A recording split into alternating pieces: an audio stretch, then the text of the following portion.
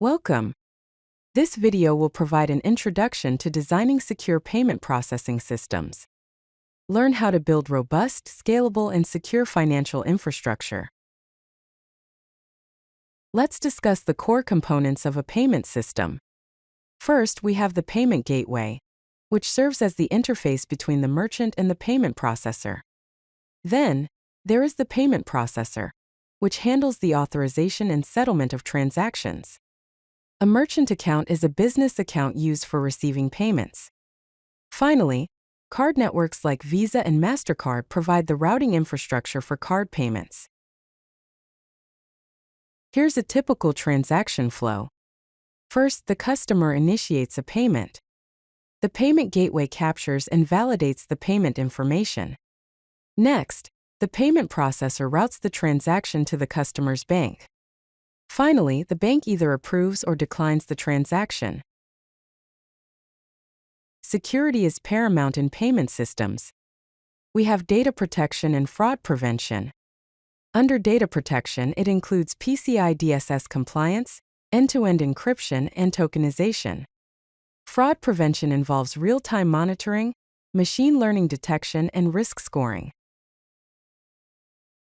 Let's look at the database design for payment systems. Here's an example of a transaction schema. It creates a table called transactions with columns like ID, which is a universally unique identifier as the primary key, amount as decimal with a precision of 10 and 2 decimal places, currency as a string of 3 characters, status as an enumeration of pending or success, and a created at timestamp. Here's the payment schema. It creates a table called payments with columns like ID, which is a universally unique identifier as the primary key, transaction ID, which is a universally unique identifier, gateway, which is a string of 50 characters, token, which is a string of 255 characters, and a processed at timestamp. Here is an example of an application programming interface architecture, focusing on a payment endpoint. A POST request is sent to the /API/version1/payments endpoint. The request body includes the amount, currency, payment method, and token. The response format returns a transaction ID, status, amount, and the time it was created at. To handle a large volume of transactions, scalability is key. Two important patterns are load balancing and database sharding. Load balancing distributes traffic across multiple servers to ensure high availability and uptime, in the range of 99.9%. Database sharding partitions data across multiple databases, allowing for linear scaling as the transaction volume grows. Robust error handling is crucial for payment systems. Here's an example of retry logic. We define a function process payment that attempts to charge the user 3 times, with increasing delays between attempts.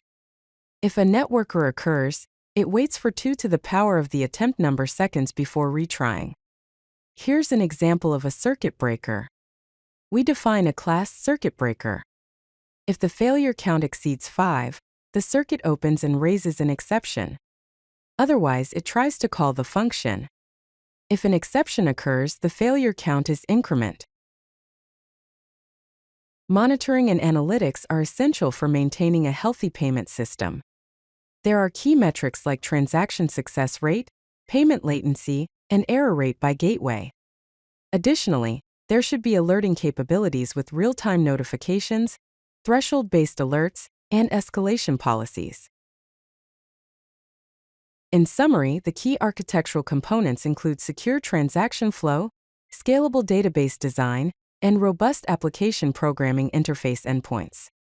The key operational components include PCI DSS compliance, error handling and retries, and real-time monitoring.